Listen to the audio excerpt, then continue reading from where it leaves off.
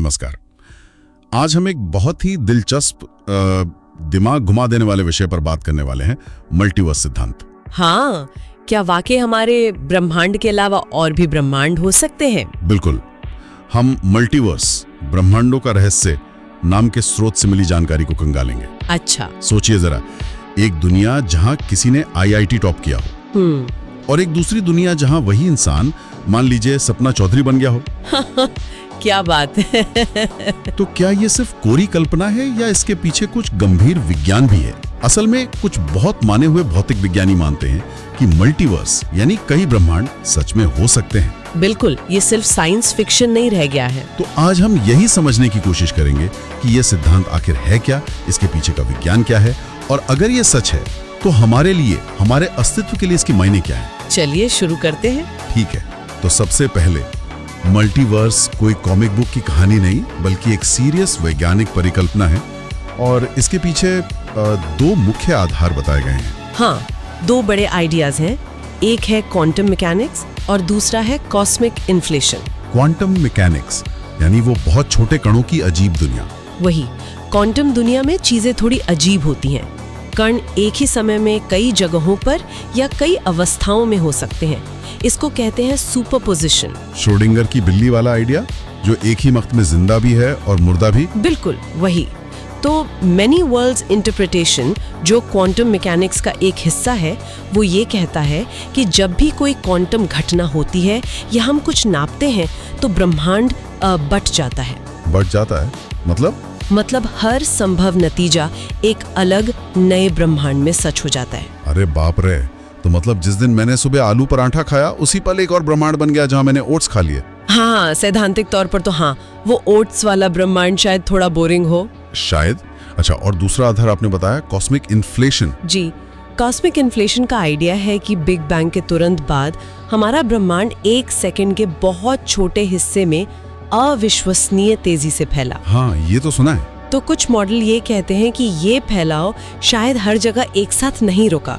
जहाँ रुका वहाँ हमारा ब्रह्मांड जैसा एक बबल बन गया। हाँ, लेकिन जहाँ ये जारी रहा वहाँ और बबल बनते गए। एग्जैक्टली। और उन दूसरे बबल्स में यानी दूसरे ब्रह्मांडों में हो सकता है भौतिकी के नियम भी अलग हो, स्थिरांक अलग हो। ओह, तो मतलब क्वांटम लेवल पर भी और ब्रह्मांडीय लेवल पर भी, दोनों तरफ से मल्टीवर्स की बात आ रही है। स्रोत में इसके कुछ प्रकार भी बताए गए हैं। हाँ बिल्कुल, मोटे तौर पर 4 लेवल या प्रकार माने जाते हैं। 4 लेवल। अच्छा, लेवल 1 है, अगर हमारा स्पेस अनंत है, मतलब कहीं खत्म ही नहीं होता, तो सिर्फ संभावना के आधार पर ही कहीं ना कहीं दूर, बहुत दूर परमाणुओं का ठीक वैसा ही अरेंजमेंट फिर से बनेगा जैसा यहाँ है। मतलब मेरे जैसे ही कोई और हूबहू। हाँ, आपके अनंत क्लोन्स, अनंत पृथ्वी, सब कुछ वैसा ही।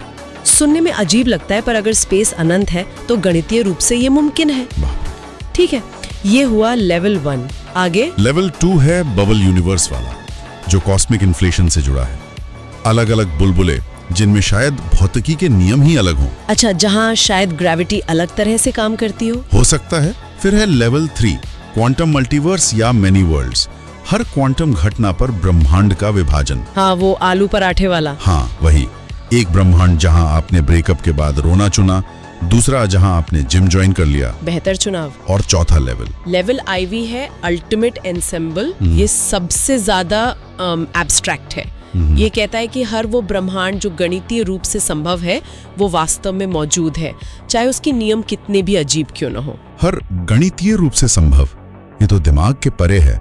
लेकिन एक मिनट, अगर इतने सारे ब्रह्मांड हैं और हर चीज कहीं ना कहीं हो ही रही है, तो फिर किसी एक ब्रह्मांड का, हमारे ब्रह्मांड का क्या मतलब रह जाता है? और सबसे जरूरी बात, क्या इन सब का कोई सबूत है? यही सबसे बड़ा सवाल है। फिलहाल कोई सीधा ऑब्जर्वेबल प्रूफ नहीं है।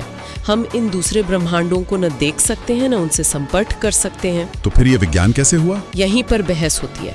देखिए, सीधा सबूत नहीं है, लेकिन ये सिद्धांत कुछ बड़ी पहेलियों को समझाने में मदद करता है, जैसे कि फाइन ट्यूनिंग की समस्या। फाइन ट्यूनिंग मतलब हमारा ब्रह्मांड जीवन के लिए इतना परफेक्ट कैसे है? हाँ, जैसे गुरुत्वाकर्षण की ताकत या इलेक्ट्रोमैग्नेटिक फोर्स, ये सब मान अगर जरा सा भी अलग होते तो ना तारे बनते, ना ग्रह, ना ही जीवन पनप पाता। तो मल्टीवर्स सिद्धांत एक जवाब देता है। शायद अनगिनत ब्रह्मांड है जिनमें ये मान अलग अलग है। ज्यादातर जीवन के लायक नहीं है, हम बस उसे एक ब्रह्मांड में हैं जहां संयोग से सब कुछ बिल्कुल ठीक बैठ गया, जैसे हमने कोई कॉस्मिक लॉटरी जीत ली हो। तो ये एक तरह से ये कहने का तरीका है कि हमें नहीं पता ये इतना सटीक क्यों है, बस हम लकी हैं। कुछ वैज्ञानिक इसे मेटाफिजिक्स कहते हैं, है ना, विज्ञान नहीं। हाँ, ये आलोचना बिल्कुल है, क्योंकि अगर आप किसी थियोरी को टेस्ट नहीं कर सकते, उसे गलत साबित करने का कोई तरीका नहीं है, तो क्या वो वैज्ञानिक थियोरी है या सिर्फ एक फिलोसॉफिकल आइडिया? ये एक जायज सवाल है। तो अगर हम विज्ञान की इस बहस से थोड़ा परे हटकर सोचें तो इसके दार्शनिक मायने क्या हो सकते हैं, अगर मान लें कि ये सच है? मायने बहुत गहरे हैं। सोचिए, अगर अनंत ब्रह्मांड है तो हमारे अनंत संस्करण है।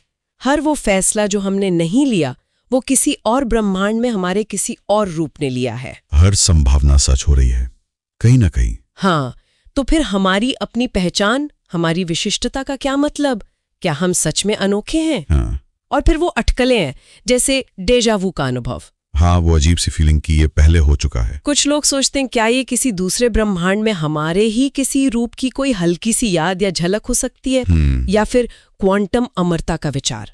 क्वांटम अमरता, ये क्या है? ये विचार है कि क्योंकि हर क्वांटम घटना पर ब्रह्मांड बढ़ता है, तो मृत्यु के हर संभावित क्षण पर एक ऐसा ब्रह्मांड भी बनेगा जहां आप किसी न किसी तरह बच गए। तो आपकी चेतना हमेशा किसी न किसी ब्रह्मांड में जारी रहेगी। ओह, ये तो बहुत ही अजीब है, मतलब विज्ञान से ज्यादा कल्पना लग रही है। हाँ, फिलहाल ये सब अटकलें ही हैं, पर ये दिखाता है कि मल्टीवर्स का आइडिया हमें कहाँ-कहाँ सोचने पर मजबूर कर सकता है। तो कुल मिलाकर ये मल्टीवर्स सिद्धांत एक ही साथ बहुत रोमांचक भी है और थोड़ा डरावना भी। एक तरफ अनंत संभावनाओं का खुला मैदान है और दूसरी तरफ ये एहसास कि हमारी अपनी कहानी, हमारी अपनी वास्तविकता शायद उतनी खास या अकेली नहीं है जितनी हम सोचते थे। अगर ये सच है तो हमारी पूरी दुनिया, हमारा पूरा इतिहास अनंत संभावनाओं के महासागर में बस एक छोटी सी लहर है। सही कहा, हमारी कहानी अरबों खरबों कहानियों में से बस एक। खैर, शायद अगली बार जब जिंदगी में कुछ गड़बड़ हो जाए तो ये सोचकर थोड़ा सुकून मिल सकता है कि भाई किसी और ब्रह्मांड में मेरा दूसरा वाला वर्जन शायद सब ठीक कर रहा होगा। हाँ, शायद, या शायद ये सब बस दिमागी कसरत है। कौन जाने। कौन जाने। और ये हमें एक आखिरी सवाल पे लाके छोड़ता है। अगर लेवल 4 मल्टीवर्स सच है, मतलब हर गणितीय रूप से संभव ब्रह्मांड मौजूद है, तो क्या एक ऐसा ब्रह्मांड भी मौजूद है जहां कारण और प्रभाव का नियम ही उल्टा हो? मतलब नतीजा पहले और कारण बाद में। हाँ, क्या ऐसा संभव है? ये सोचने वाली बात है।